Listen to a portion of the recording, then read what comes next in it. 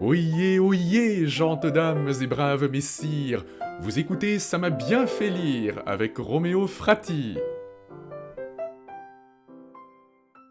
Parlons peu, parlons bien d'humour et de littérature avec Vincent Laurent, que j'ai le plaisir d'accueillir aujourd'hui. Bonjour Vincent Laurent.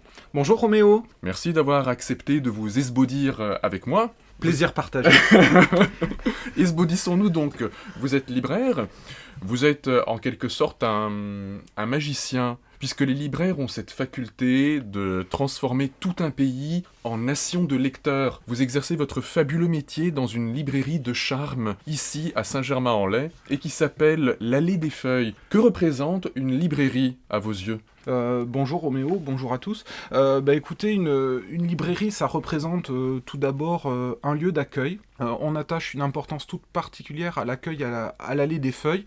Accueillir et transmettre, tels pourraient être les deux mots d'un libraire idéal selon moi. D'une manière générale, les lecteurs que vous accueillez, en l'occurrence, vous parlez d'accueil, désirent-ils des textes amusants, voire carrément drôles, lorsqu'ils vous demandent par exemple des recommandations ? Oui, tout à fait. Donc c'est vrai que souvent les lecteurs souhaitent lire des lectures un petit peu décalées, très drôles même parfois. Et en tant que libraire, on est bien en peine de pouvoir proposer de tels textes dans la littérature contemporaine, Oui. puisque bien souvent les textes sont auto-centrés sur des expériences personnelles assez difficiles.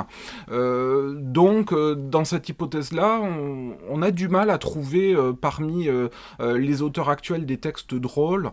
Donc pour ma part, je me retourne souvent vers la littérature un petit peu plus classique, et je fais appel à mon auteur, un de mes auteurs fétiches en la matière, qui est Blondin, et notamment Antoine Blondin, qui a notamment écrit un livre particulièrement drôle, Un singe en hiver, qui a d'ailleurs été adapté au cinéma, et voilà, et qui est un texte que j'aime beaucoup conseiller. Est-ce que ça signifie, selon vous, qu'il existe un préjugé, peut-être plus ou moins partagé, plus ou moins diffus, selon lequel la littérature humoristique manque de profondeur ? Non, je pense que on n'est pas de ce point de vue.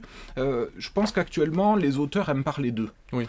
Aiment parler d'eux, et notamment de ce qui les anime, de ce qui les fait vivre, etc. Et donc souvent, ils mettent l'accent sur des épisodes familiaux particulièrement difficiles ou autres. Et donc là, on est bien sûr très loin de la drôlerie. Certains s'y exercent avec talent. Je pense que c'est le livre dont nous aurons l'occasion de parler tout à l'heure. Mais je pense que ça ne vient pas du fait que ça pourrait être une littérature à rapprocher d'une certaine vacuité ou quoi que ce soit, mais plutôt du fait que les auteurs aiment, ou désirent plutôt parler d'eux, et souvent c'est à rattacher à des expériences familiales douloureuses. En l'occurrence, parlons-en de cet auteur contemporain que vous avez évoqué. C'est intéressant parce qu'il s'agit justement d'un auteur actuel qui a écrit un roman qui vous a bien fait lire. Pouvez-vous nous en dire davantage, nous le présenter ? Oui, bien sûr, Roméo. Donc l'auteur que j'ai choisi, c'est Philibert Heum, qui est un jeune auteur qui a écrit à ce jour 3 livres extrêmement drôles. Le premier, c'est Roman Fleuve. Le deuxième, c'est Roman de gare. Et il a sorti juste avant les fêtes de Noël un 3e livre extrêmement drôle également, qui se situe dans le domaine presque d'une enquête absurde qui s'appelle Roman policier. Donc le livre dont j'ai choisi de parler aujourd'hui, de manière un petit peu plus détaillée, c'est un livre qui m'a particulièrement fait rire, qui est sorti il y a quelques temps et qui s'appelle Roman Fleuve, qui est donc le premier livre d'une sorte de trilogie écrite par Philibert Heum. Eh bien, nous avons tous hâte de baigner dans ce roman fleuve grâce à votre lecture et grâce à votre présentation. Donc, ces 3 amis, le narrateur et 2 personnages principaux, donc ils sont 3 dans cette aventure, ils décident de partir à l'aventure et de parcourir la Seine avec une embarcation de fortune. Donc là, on est bien loin des traversées de l'Atlantique ou quoi que ce soit. Ils se rendent dans un magasin pour acheter une tringle à rideau qui servira de mât. À Roi-Merlin. À Roi-Merlin, exactement. Et ils achètent un bateau. Un petit bateau qui, selon la légende urbaine, aurait appartenu à fut un temps à la chanteuse Véronique Sanson. Donc ils achètent ce bateau, ils décident de l'aménager de manière assez sommaire. Donc tout est décalé dans ce roman. L'équipement est absolument pas approprié. Les situations sont toutes plus loufoques les unes que les autres. Et donc l'humour, selon moi, réside dans ce livre, tout d'abord entre ce décalage entre la notion d'aventure et l'absurde. Parce qu'on a presque l'impression qu'on s'embarque avec eux dans un récit épique du 19e siècle. Sauf que là, rien ne va se passer comme c'était prévu et on va aller d'amusement en amusement. C'est extrêmement drôle, ce décalage entre l'aventure et des situations quotidiennes absolument absurdes. Eh bien, c'est magnifique, l'aventure, c'est l'aventure. Alors, embarquons à bord de l'aventure, si je puis dire. Donc, je vais vous lire un extrait de Roman Fleuve qui m'a particulièrement fait rire. Allons-y. La pratique du canotage présente un inconvénient majeur. Il est nécessaire de ramer pour avancer.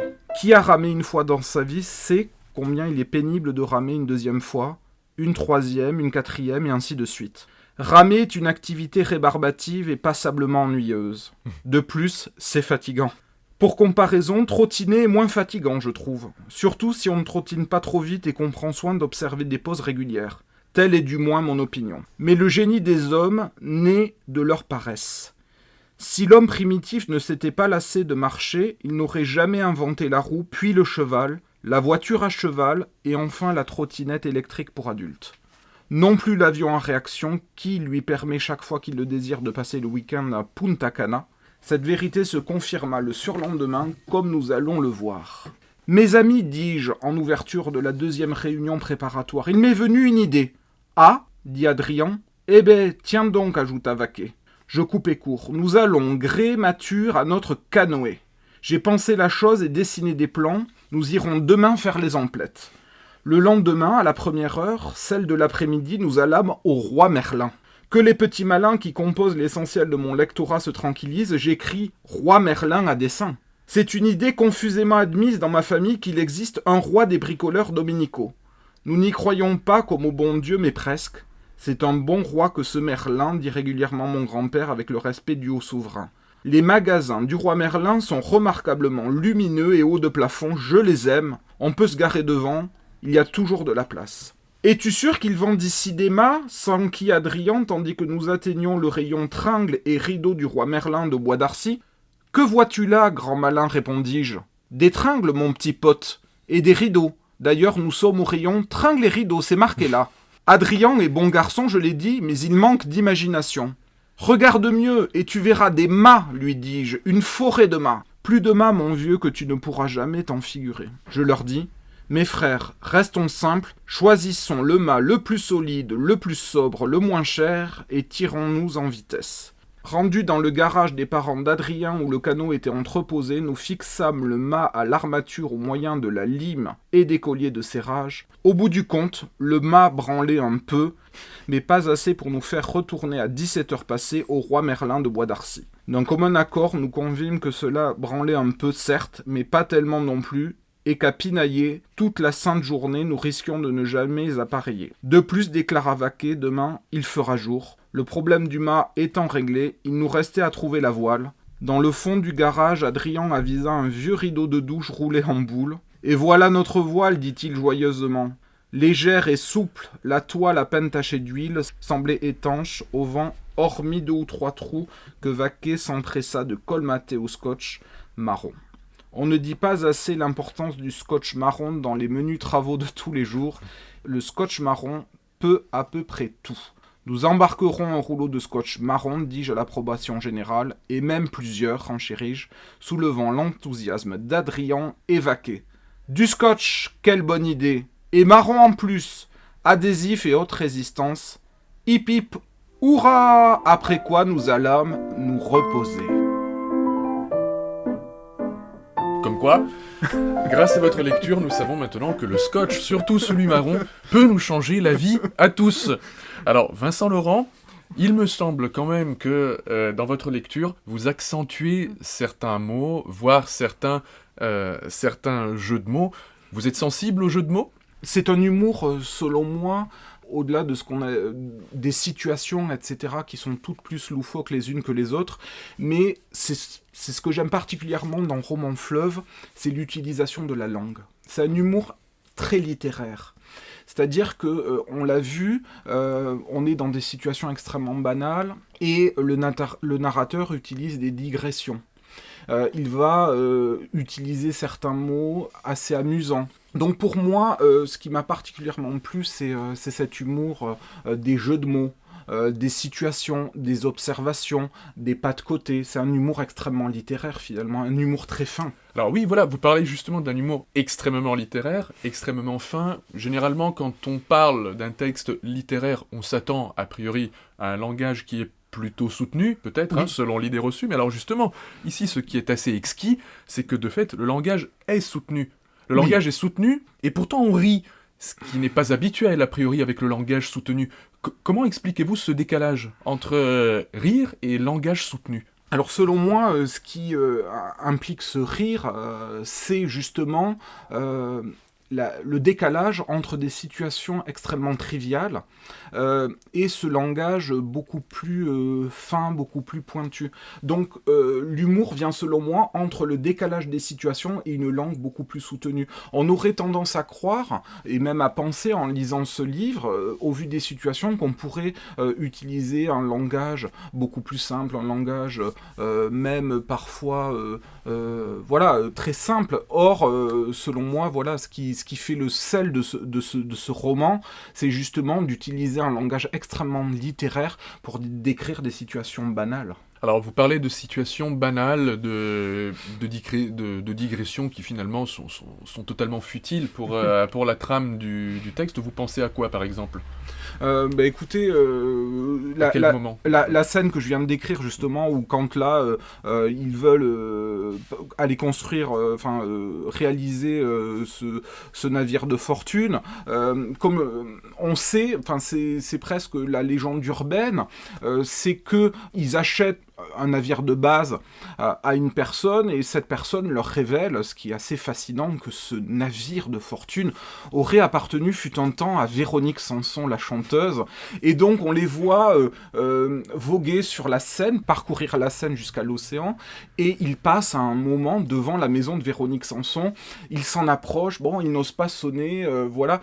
Oui, donc moralité, ramer, ce n'est peut-être pas si désagréable que ça dans la vie. Non, et puis ce que je dis, c'est ramer, ça a deux sens dans le livre. C'est ramer littéralement, c'est-à-dire voilà le fait de ramer, mais aussi métaphoriquement, puisque ils vont de déconvenu en déconvenu en parcourant le fleuve, et ils font face à des situations inattendues. Heureusement que vous ne nous avez pas menés en bateau avec vos propos, Vincent Laurent. En tout état de cause, avant de prendre le large, on ne va quand même pas se dire au revoir sans une dernière petite recommandation de votre part pour lire de bon cœur. Quel serait votre dernier coup de cœur de libraire à partager avec nos auditeurs ? Sans doute, le livre que je pourrais vous conseiller de lire parmi les auteurs contemporains, c'est un livre paru à la dernière rentrée littéraire de septembre, donc septembre 2025, qui s'appelle Voyage, Voyage, de Victor Pourchet. Donc là, on reste dans la thématique du voyage. C'est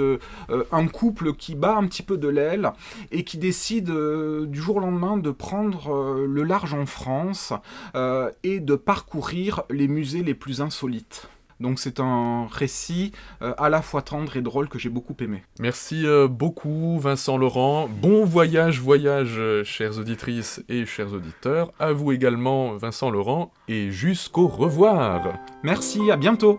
Vous écoutez Ça m'a bien fait lire avec Roméo Frati. Retrouvons-nous sur Deezer, Spotify, Podcastix, Apple Podcasts et YouTube. Jusqu'au revoir.